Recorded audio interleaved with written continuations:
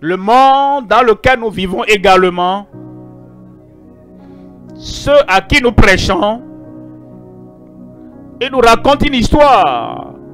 Ils disent qu'il y a une muraille de démarcation. Prêche, prie, prophétise. Nous sommes là où nous sommes. Nous ferons le tour une fois. Et disent, rien ne se fera. Nous sommes debout tel que nous avons toujours tenu. Notre foi leur dit autre histoire. Toutes les murailles doivent s'écrouler. Donnant gloire à Dieu. Le 7e jour, ils ont fait le tour. Les murailles étaient toujours debout. Donnant gloire à Dieu. Ils ont crié l'Alléluia, le plus grand Alléluia qu'ils n'ont jamais crié depuis qu'ils étaient sortis d'Égypte. Et les murailles s'écroulèrent.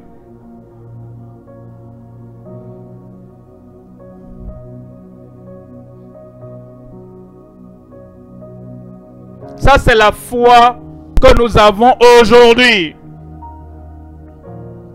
Toutes les murailles qui s'interposent entre nous et le réveil, toutes ces murailles vont s'écrouler devant nous. Il ne douta point, pas incrédulité au sujet de la promesse de Dieu.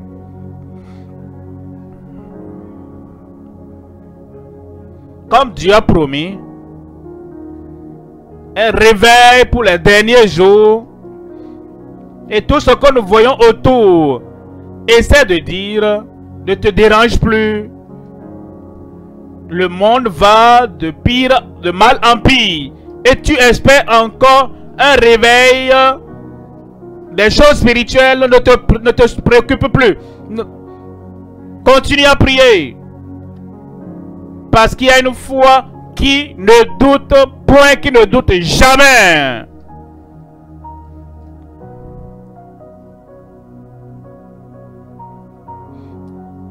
Il ne douta point, pas incrédulité au sujet de la promesse de Dieu. Mais il fut fortifié par la foi, donnant gloire à Dieu. Le corps racontait une histoire différente. Son esprit, son cœur racontait une meilleure histoire. Donnant gloire à Dieu. Les murailles de Jéricho racontaient une histoire différente. C'est la porte qui mène à la terre promise. C'est la porte qui conduit au surnaturel, qui conduit dans les possessions que Dieu a promises. Et ces murailles de Jéricho racontaient l'histoire. Les murailles ont une fondation solide. Même les armes de guerre ne peuvent pas les faire tomber. Elles sont si vraiment solides. Elles sont si élevées, si hautes ces murailles. Même les chars peuvent marcher dessus. Et les enfants d'Israël ont fait le tour le premier jour.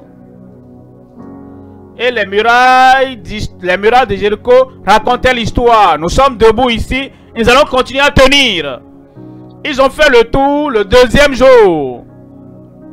Et les murailles de Jéricho racontaient l'histoire. Nous sommes une barrière solide. Nous n'allons pas vous laisser passer. Mais leur foi racontait une histoire différente. Leur foi parlait aux murailles de Jéricho. Vous allez tomber.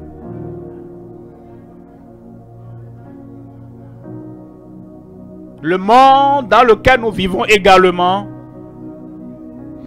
ceux à qui nous prêchons, ils nous racontent une histoire. Ils disent qu'il y a une muraille de démarcation.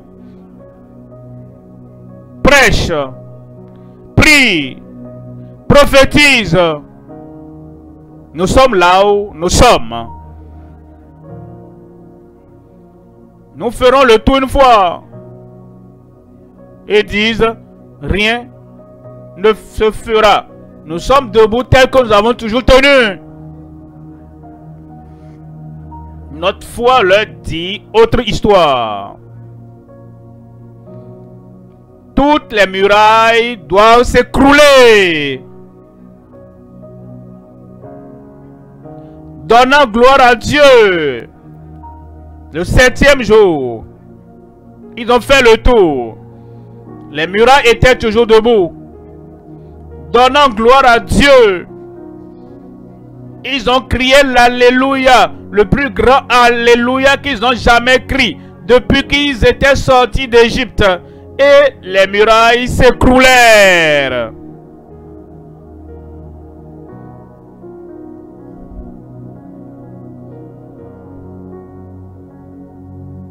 Ça, c'est la foi que nous avons aujourd'hui.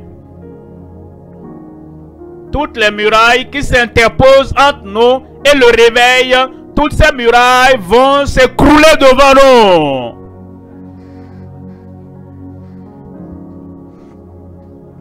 Mais nous devons continuer à rendre gloire à Dieu.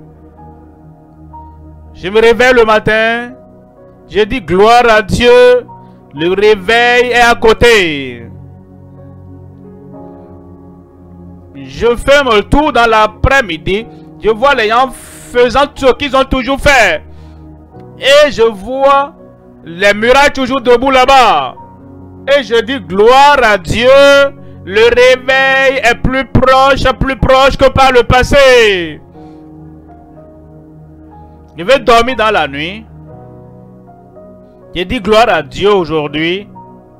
Parce que je vois avec les yeux de la foi que ce réveil tant attendu est là maintenant. Et à la à la réunion séante que vous voyez les murailles s'écrouler. Les murailles s'effondrer. C'est pourquoi tu as loué Dieu. La réalisation est venue dans ta vie, dans ta famille, dans ton église locale, dans notre pays ici. Partout, le réveil est venu. Verset 21. Et ayant la pleine conviction, sans aucune ombre de doute, sans un doute, il n'y a pas un iota de doute. Et ayant la pleine conviction que ce qu'il promet, il peut aussi l'accomplir. Tu connais les deux mots dans ton esprit. La promesse et l'accomplissement. La promesse et l'accomplissement. La promesse et l'accomplissement. Est-ce que je l'ai entendu faire la promesse? Alors je le verrai accomplir. L'accomplissement dans ta vie. L'accomplissement dans ton ministère. Il a promis. Il accomplit. Je me réjouis avec toi. Si je te veux venir vers toi là-bas, j'allais te serrer la main. Accomplissement. Accomplissement. Accomplissement.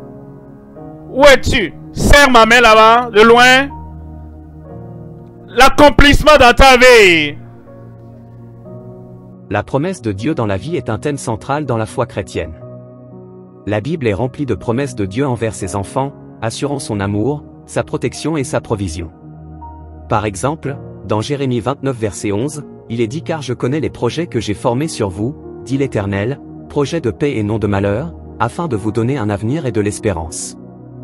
L'accomplissement de ces promesses dépend de la foi et de la confiance en Dieu.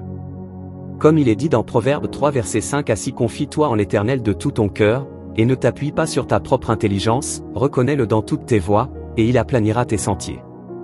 En vivant une vie en accord avec la volonté de Dieu et en lui faisant confiance, nous pouvons voir ses promesses se réaliser dans nos vies, comme le décrit par exemple Philippiens 4 verset 19 « Et mon Dieu pourvoira à tous vos besoins selon sa richesse, avec gloire, en Jésus-Christ. » Cependant, il est important de noter que les promesses de Dieu ne garantissent pas une vie exempte de difficultés, mais elles assurent sa présence et sa fidélité à travers toutes les circonstances, comme mentionné dans Deutéronome 31 verset 6 « Fortifiez-vous et ayez du courage, ne craignez point et ne soyez point effrayés devant eux, car l'Éternel, ton Dieu, marchera lui-même avec toi, il ne te délaissera point et ne t'abandonnera point. » Merci pasteur. Que Dieu vous bénisse.